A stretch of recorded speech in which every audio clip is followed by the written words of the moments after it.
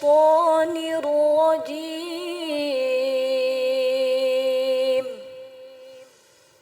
بسم الله الرحمن الرحيم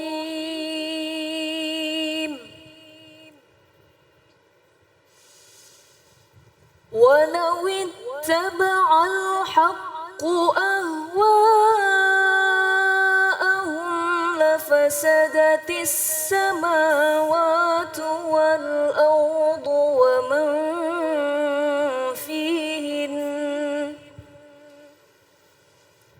بل أتيناهم بذكرهم فهم عن ذكرهم معرضون صدق الله العظيم.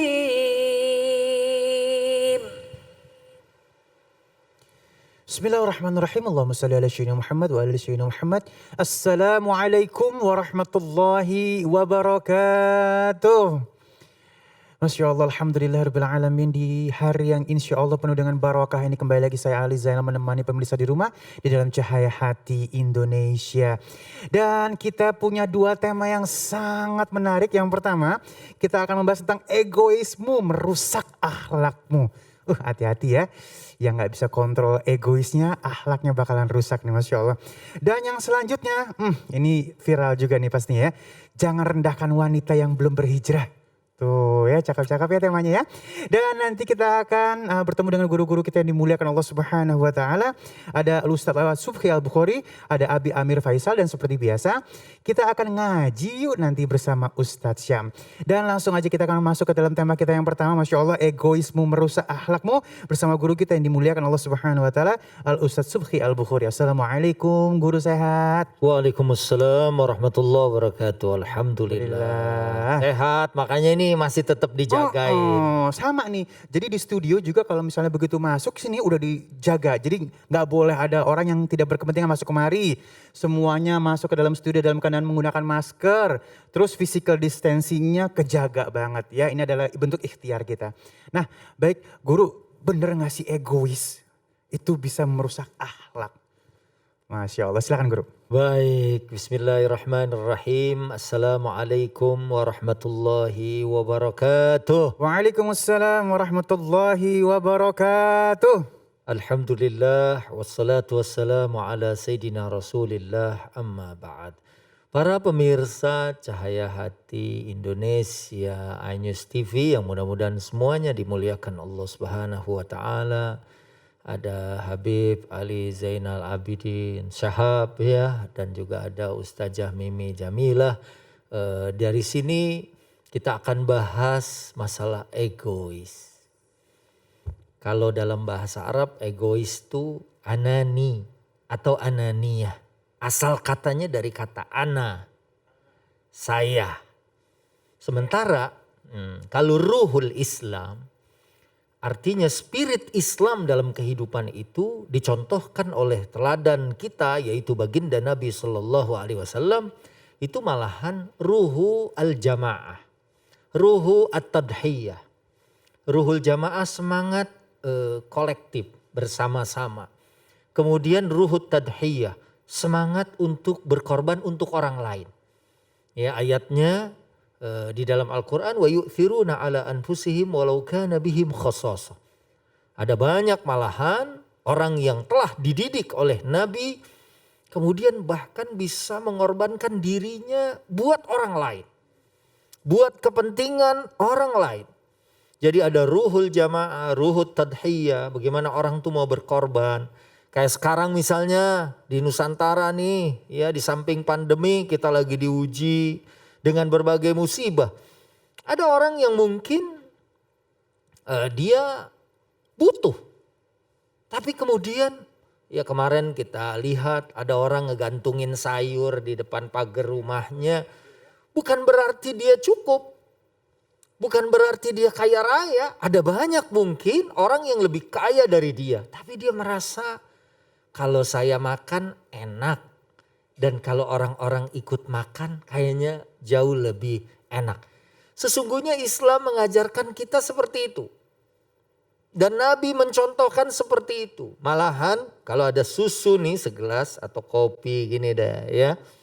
Itu kalau Nabi bersama dengan para sahabat, sahabatnya duluan minum. Kemudian beliau yang terakhir. Kalau orang egois, kalau orang ananiah, kebalikannya. Apa-apa mau dia duluan. Tapi, geser dulu dikit. Tapi, ya kalau giliran tugas diserahin ke orang lain. Giliran nikmat dia duluan yang mau mendapatkan. Nah kayak tadi juga ayat sudah dibaca oleh ustazah. Walau ittaba'al haqqu ahwa'ahum. Seandainya al-haq, kebenaran ini mengikuti hawa-hawa nafsu mereka. Malahan ayatnya lafasadatis samawati wal ard. Rusak ini langit bumi nih. Kalau ada orang yang kemudian memaksakan keinginannya, ya, bahkan mengalahkan al-haq, mengalahkan Al-Quran, mengalahkan kebenaran agama. Ada orang yang seperti itu dan ini adalah akhlak yang buruk sesuai dengan tema kita merusak akhlak. Mungkin dalam kehidupan sehari-hari saya mau contohin kayak Ananiah gini. Jadi imam saya yang paling berhak. Ramadan dari malam pertama sampai malam terakhir dia yang jadi imam. Padahal ada yang lebih bagus. Kalau pendapat maunya dia aja yang pendapatnya diambil. Nah ini berawal dari ijabul mar'i binafsihi. Karena seorang merasa takjub dengan dirinya sendiri. Kayaknya cuma saya doang yang bisa memberikan sumbang pendapat yang cocok menurut dia. Saya doang yang paling dan karena perasaan paling itulah kemudian ini akan menjadi rusak di tengah-tengah masyarakat kita. Nah makanya ya misalnya dalam kehidupan sehari-hari ya ini bagaimana? Ya enggak pokoknya ini harus begini. Sementara baginda Nabi SAW para pemirsa mengajarkan kita misalnya syuro. Syuro itu kan musyawarah kan yang diambil adalah kesepakatan. Konsensus. Bagaimana menurut Habib Ali nih suasana pandemi kita nggak bisa jumpa. Oh udah dah kita misalnya bikin pengajian online. Satu, oh boleh kita berkumpul tapi jaga jarak ya. Nanti kita memperhatikan protokol kesehatan. Nanti bilang udah dah jangan dulu deh sekarang. Kan suasananya masih. Ini kan 3 pendapat. Ya, yang kemudian nanti diambil. Mana yang paling baik? Kalau orang yang ananiah enggak. Udah dah. Saya yang sekolahnya paling jauh. Saya yang sekolahnya paling tinggi. Ya, saya yang paling kaya di antara kalian. Sehingga kalian harus ikut. Padahal Nabi mengajarkan kita wa amruhum syura bainahum.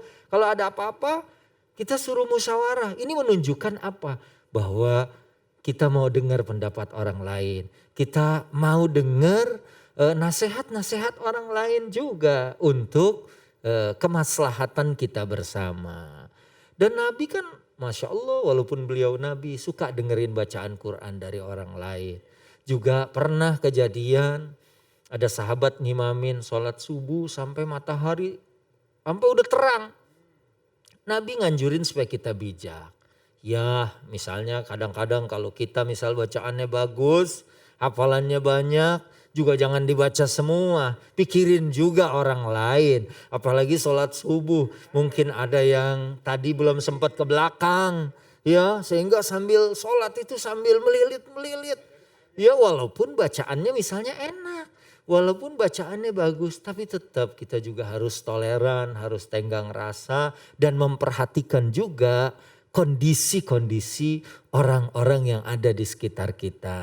Nah makanya di sini Islam pasti selalu mengajarkan kepada kita untuk berakhlak dengan akhlak yang mulia.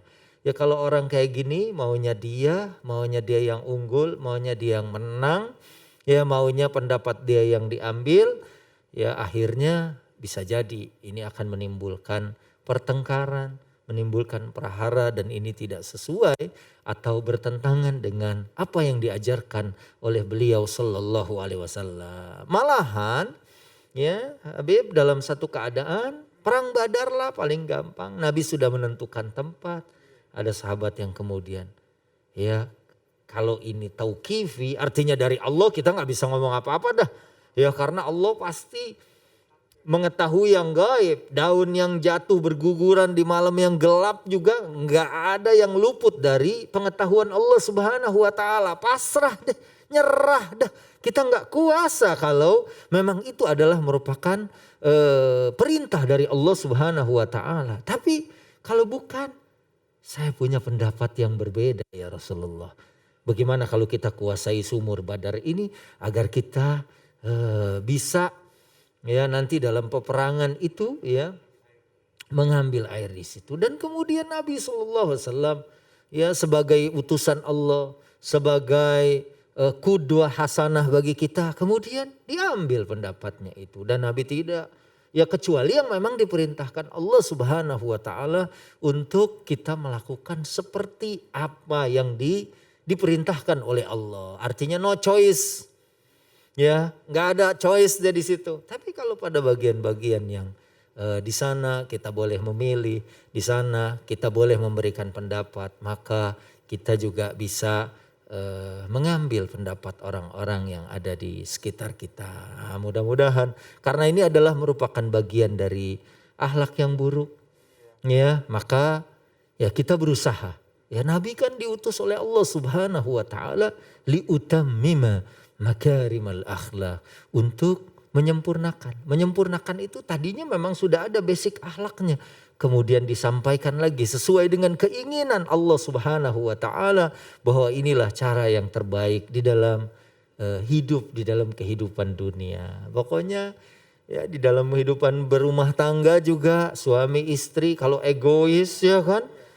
Enggak, udah pokoknya anak kita sekolahnya di sini. Ya, mama aja dulu sekolah di sini alhamdulillah kalau ngambil rapot berwarna-warni gitu kan. Merah dong. Iya. Misalnya pokoknya mau di sini. Enggak. Ini di sini. Kamu tahu apa? Saya tuh begini. Di keluarga juga begitu. Di lingkungan yang lebih besar. Di RT misalnya mau Ramadan gimana nih? Kita bikin pawai enggak dalam suasana pandemi? Gimana terawihnya? Itu juga kemudian bisa kita terapkan dan juga pada level yang lebih tinggi di level negara ya. Itu juga orang-orang yang apalagi para pemimpin ya itu harus bijak, harus juga memperhatikan maslahat. Karena kalau di atas kan enggak tahu yang bawah. Kadang-kadang yang bawah misalnya keinjak kan nggak kelihatan. Nabi aja Shallallahu Alaihi Wasallam waktu di akhir hayatnya pernah bertanya siapa yang dulu pernah aku secara tidak sengaja menzolimi kalian. Masya Allah. Ya kan namanya kita di atas. Ya beliau kan di atas kuda. Mecut gitu nggak kelihatan ada orang yang di belakang. Ya kan. Nah, tapi beliau Shallallahu Alaihi Wasallam betul-betul tidak hanya mementingkan egonya sendiri atau dirinya sendiri. Kalau dia udahlah biarin mereka juga pasti sudah memaafkan saya. Sebagaimana pendapat para sahabat juga gitu. Aduh kenapa sih mau membalas Rasulullah SAW. Tapi Rasul merasa penting ya untuk menegakkan keadilan. Ya bahwa saya nggak bisa walaupun Rasulullah SAW kalau tidak mencontohkan kepada mereka akhlak yang mulia. Ya yaitu bagaimana dia merasa bahwa itu adalah merupakan satu yang nanti bakal dipertanyakan di hadapan Allah Subhanahu wa taala. Masya Allah, ya. Kita aja kalau lagi ceramah rame-rame Ustadz ada 17 kan diatur-atur waktunya. Iya. Ya kan jangan kita aja 2,5 jam yang lain udah iya. Khotib juga lagi Jumatan udah lagi pandemik. Panjang banget sampai 45 menit. Aduh jangan ya, dong. Itu jangankan orang jamaah, tiang kalau bisa ngegeser itu. Karena kelamaan khutbahnya. Dia juga kan harus tenggang rasa. Bener. Begini keadaannya. Begitu kali Habib. Iya baik. Masya Allah, terima kasih guruku ilmunya ya. Artinya di sini pada saat kita bisa mengontrol ego kita, maka itu merupakan bagian dari akhlak ya Masya Allah ya. Dan sesaat lagi, ini kita akan membahas tentang jangan rendahkan wanita yang belum berhijrah. Bersama guru kita Abi Amir Faisal. Jangan kemana-mana, tetap bersama kami di Cahaya Hati Indonesia.